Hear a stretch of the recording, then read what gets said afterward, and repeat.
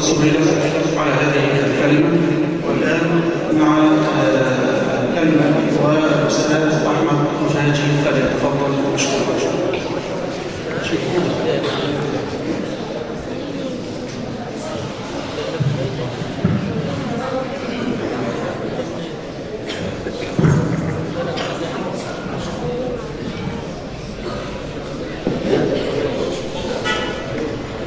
السلام عليكم ورحمة الله وبركاته.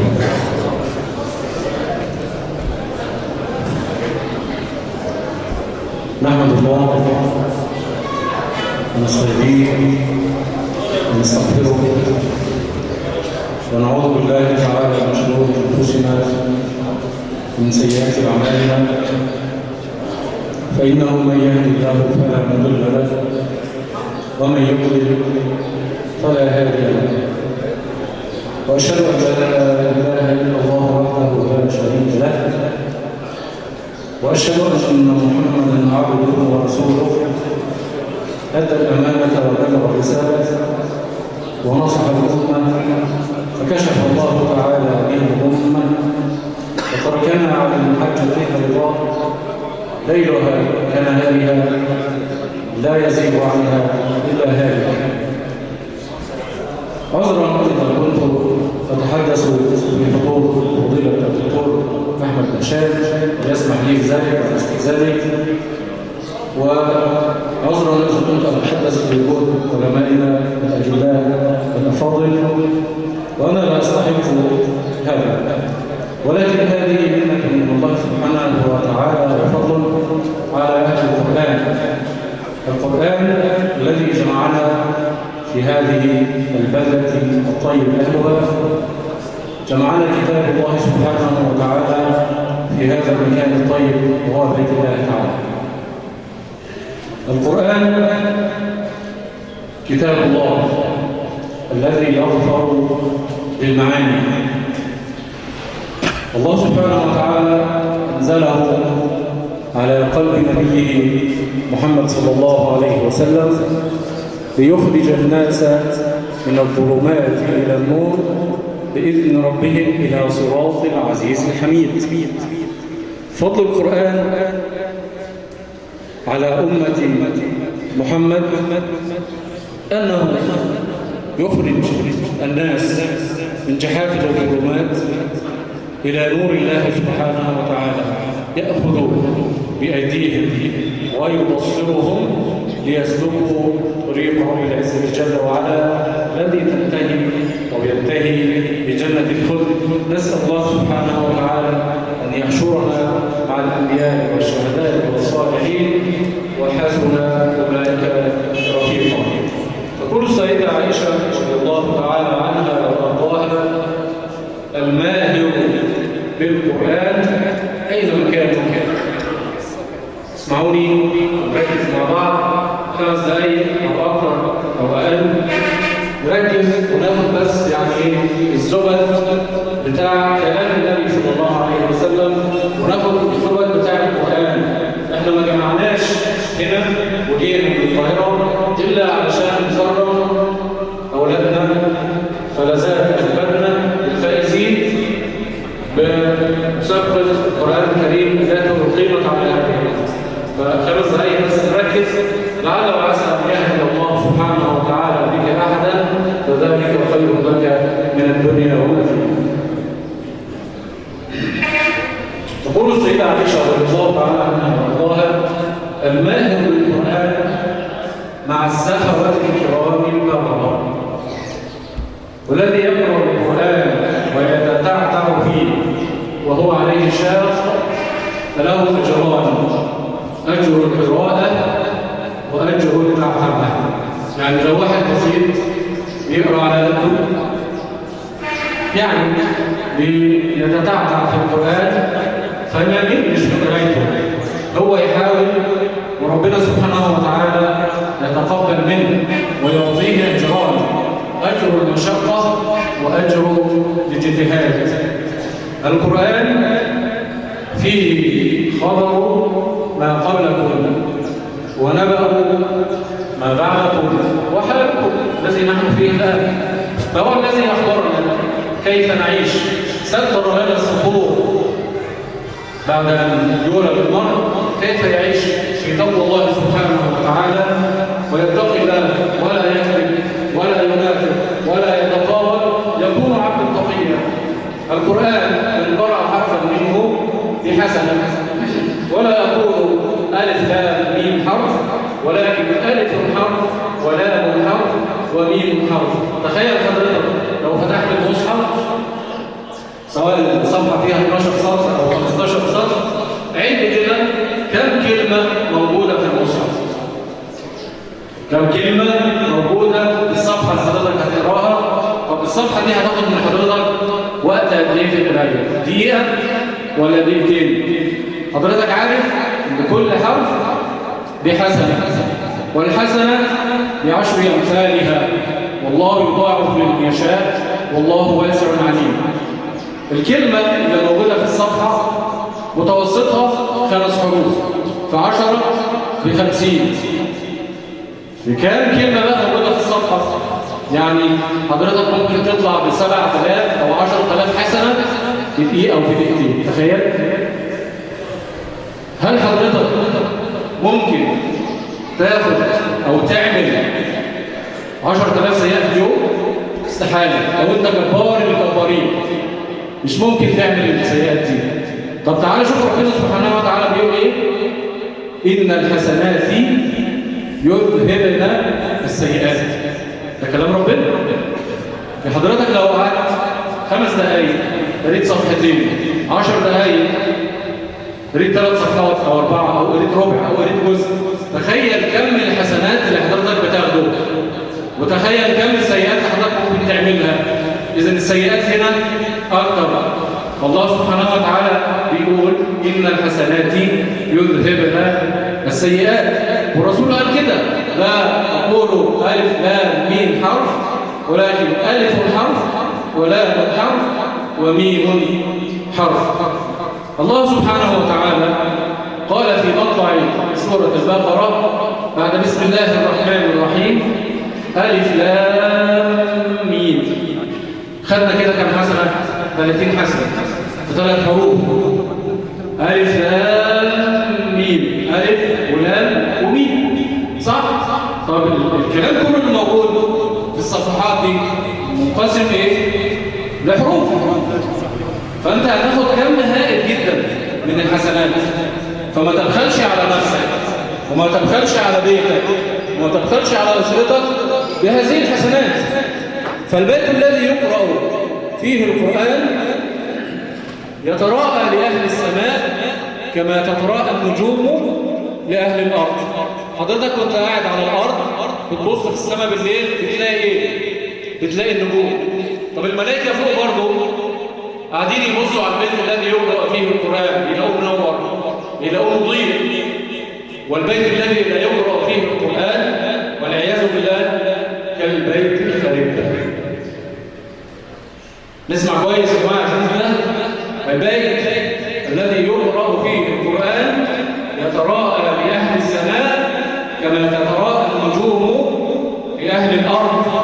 ملائكة عمالة تبص عليه كده تنور، يقول الله ما شاء الله، ما فيه أعلام وفيه منارات موجودة تحت. أما البيت الذي لا يقرأ فيه القرآن فهو كالبيت الخرب، تسكنه الشياطين وتسكنه المرضى، وأهله في ضيق، وأهله في كرب، وأهله في شقاء، وأهله في عناء. نعم. لماذا؟ لأن رسول الله صلى الله عليه وسلم بين لنا حيث قال: تركت فيكم ما إن تمسكتم به لن تضلوا بعدي أبدا. إيه يا رسول الله اللي أنت سبته لنا علشان لو اتبعناه مش هنشقى ولا هنضل ولا هنتعب؟ قال رسول الله صلى الله عليه وسلم: كتاب الله وسنتي. نعم، تركت فيكم ما إن تمسكتم به لن تضلوا بعدي أبدا، كتاب الله وسنتي. والله سبحانه وتعالى في مطلع سورة البقرة بين لنا ذلك. بعد ألف لام ميم قال: ذلك الكتاب لا ريب فيه، أي لا شك فيه ولا جدال ولا نقاش، هو كلام الله سبحانه وتعالى حق أنزله على قلب نبيه صلى الله عليه وسلم، وجمعه رسول الله صلى الله عليه وسلم في الألواح وفي العسر وفي الأكتاف وفي الأكناف. ثم جاء سيدنا أبو بكر وحفظه، ثم جاء سيدنا عمر وحفظه، ثم جاء سيدنا عثمان سنة 25 هجرية وجمعه في مصحف واحد. لماذا؟ لأن الخلافات قد ظهرت والانشقاقات قد ظهرت، فأرادوا سيدنا عثمان أن يجمع كلمة الأمة على كلمة رب العزة جل وعلا وهو قرآن الله سبحانه وتعالى. فكتب 6 مصاحف ووزعها على الأمصار في الكوفة وفي مصر وفي البصرة وفي الشام، واحتفظ لنفسه بمصحف واحد. وعندما قتل سيدنا عثمان في بيته كان يقرأ في هذا المصحف. فقراءة القرآن لنا جميعا هدى وشفاء. انظروا إلى الصحابة النبي صلى الله عليه وسلم، وعندما نتحدث عن الصحابة إما نتحدث عن الصحابة الأربعة الذين عاشوا مع النبي صلى الله عليه وسلم في بيته في خلواته وجلواته وصلواته. نذكر منهم سيدنا أبو بكر، نأخذ موقف سريعا لسيدنا أبو بكر، وموقف آخر لسيدنا عمر، وموقف ثالث نختم به لسيدنا عمر بن عبد العزيز. سيدنا أبو بكر رضي الله تعالى عنه وارضاه كان يسأله رسول الله صلى الله عليه وسلم من صلى على جنازة اليوم، فيخرج سيدنا أبو بكر يقول أنا، ثم يسأل من صلى على جنازة اليوم، فيقول أنا، من تصدق اليوم، فيقول أنا، من عاد مريضا اليوم، فيقول أنا. كل يوم همه إنه يرضي ربنا سبحانه وتعالى. كانت هناك عجوز فقدت بصرها في أطراف المدينة، وكان يذكرها سيدنا أبو بكر، كان يحمل الدقيق والماء، ثم يذهب إلى هذه السيدة ينظف لها حجرتها ويعجن لها ويعطيها الطعام. وكان سيدنا عمر يتابعه فيذهب إلى هذه السيدة بعد أن يذهب سيدنا أبو بكر ويسألها من الذي يفعل لك هذا كله؟ فتقول لا تعرفش.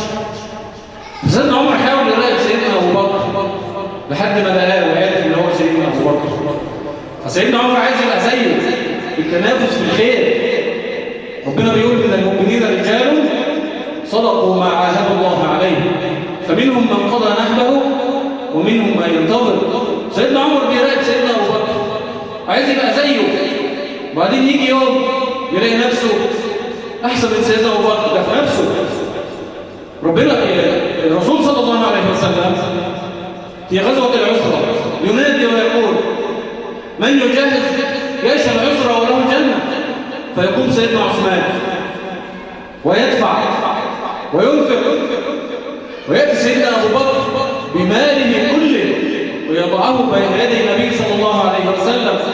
وكان سيدنا عمر يحس أو يظن في نفسه وقالها اليوم أسبقك يا أبا بكر. راح جاب نص ماله بس وحطه بين ايدين النبي صلى الله عليه وسلم. أما سيدنا أبو بكر جاب ماله كله ووضعه بين يدي النبي صلى الله عليه وسلم، فقالها عمر والله يا أبا بكر لن أسبقك بعد اليوم. هذا هو التنافس، التنافس في حب الله سبحانه وتعالى، التنافس في تقوى الله سبحانه وتعالى. سيدنا أبو بكر انتهى هذا الموقف بينه وبين سيدنا عمر، وتولى سيدنا عمر بن الخطاب إمارة المؤمنين. فأول شيء فعله ذهب إلى بستان من بساتين الأنصار، راح في الغيط كده بينه وبين نفسه وبيقول إيه؟ بخن يا عمر، والله يا عمر لتتقين الله أو ليعذبنك الله. يا سيدنا عمر اللي ملأ الدنيا عدل، اللي كان بيقول والله لو تعثرت بغلة في العراق لسئل عنها عمر لماذا لم تسوي لها الطريق، يقف بين يدي الله سبحانه وتعالى يراقبه ويرقبه ويقول بخ يا عمر، والله لتتقين الله أو ليعذبنك الله. ثم يذهب إلى بيته، يقف أمام بيته لا حارس ولا غفير ولا أحد يحرسه، ويأتي إليه فقير ويقول له السلام عليك يا عمر الخير جزيت الجنة. رجل الفقير اللي الفقر ضرب البطن بتاعته وبيته ما فيهوش أكل ولا شرب ولا لبس حتى يلبسه إلا اللي يقول عليهم، بيقول له السلام عليك يا عمر الخير جزيت الجنة، اكسو بنياتي وأمهن وكن لنا في ذا الزمان جنة، اقسم بالله لتفعلن. الفقير بيكلم امير المؤمنين بيقول له انا عايز اكل واشرب، ولو ما عملتش كده ربنا هيسألك. فسيدنا عمر يقول له ايه؟ والا لا افعل يكون ماله، فيقول الرجل لا اذهبن او لا امضين، فيقول له عمر وان مضيت يكون ماله، فيقول له الرجل اذا عنهن لتسألن في يوم تكون فيه المعطيات منا وموقف المسؤول بينهن إما إلى نار وإما إلى جنة. سيدنا عمر يا جماعة أمير المؤمنين تزرف عينيه وتنزل دموعه على لحيته، ويترك الرجل ويدخل إلى بيته يبحث عن صدقة يتصدق بها، يبحث عن شيء يعطيه لهذا الفقير فلم يجد في هذه شيء. تخيل أمير المؤمنين ما لقاش حتى صدقة في بيته يتصدق بها على هذا الفقير.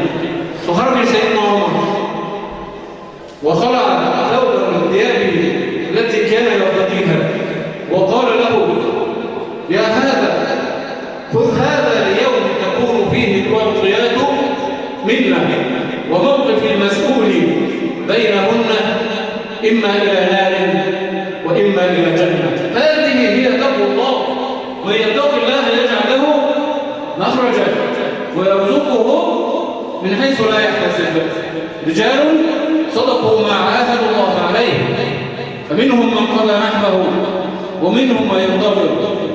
حديث آخر لعمر الثاني سيدنا عمر بن عبد العزيز، وكان خامس الخلفاء الراشدين، جاءه فيء من فيء التفاح، واحد عنده 2 تفاح وبيخرج صدقاتها، فجاء بالتفاح وضعه في بيت مال المسلمين، وجاء سيدنا عمر بن عبد العزيز ليوزع هذا التفاح على فقراء المسلمين، وجاء معه ابنه الصغير طفل لا يتجاوز عمره 4 أو 5 سنوات. فبدأ سيدنا عمر بن عبد العزيز يوزع التفاح على فقراء المسلمين، فأخذ ابنه تفاحة من هذا التفاح ووضعها في فمه وأخذ منها قطمة.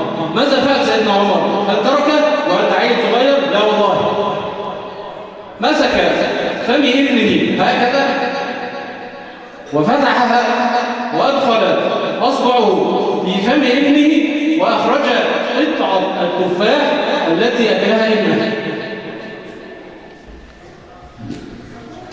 خامس الخلفاء الراشدين، شوف تقوى الله بتعمل ايه؟ يقول لك يا عم ده عيل صغير يا عم وده له كيس يروح يديهوله، وزي اللي بيحصل دلوقتي. لكن لا، عشان ربنا قال ان المؤمنين رجال، الكلمه رجل لا تطلق الا على المؤمن، ان ربنا اللي قال كده من المؤمنين رجال. أدخل إصبعه في فم ابني وأخرج قطمة التفاح. الطفل عمال يصرخ ويبكي ويعيط ولا سأل فيه. الطفل ذهب إلى أمه يبكي ويصرخ فسألت فأجابها، فأرسلت الخادم إلى السوق ليشتري التفاح للطفل. وبعد أن انتهى سيدنا عمر بن عبد العزيز من توزيع التفاح على فقراء المسلمين ونسي أن يأخذ ولو تفاحة واحدة لنفسه، ثم ثم ذهب إلى بيته فقابلته زوجته وسألته: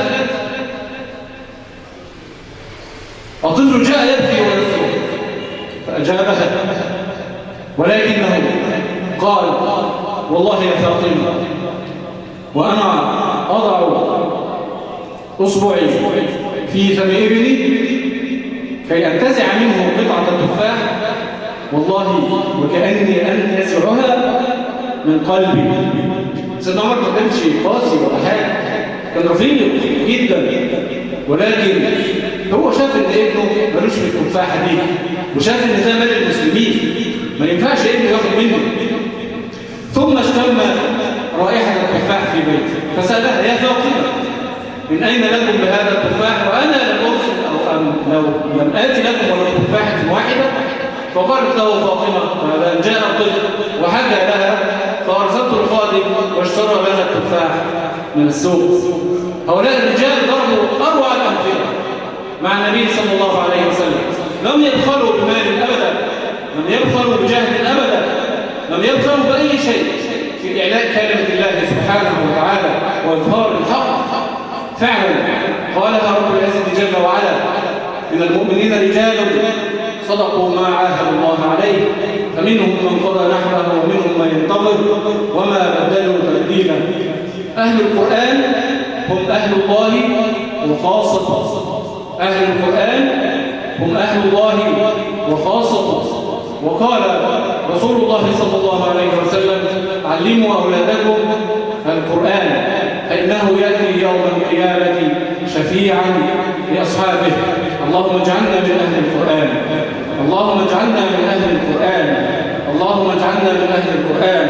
اللهم ذكرنا منه ما نسينا وعلمنا منه ما جهلنا وارزقنا تلاوته آناء الليل وأطراف النهار. أقول قولي هذا وأستغفر الله لي ولكم، والسلام عليكم ورحمة الله وبركاته.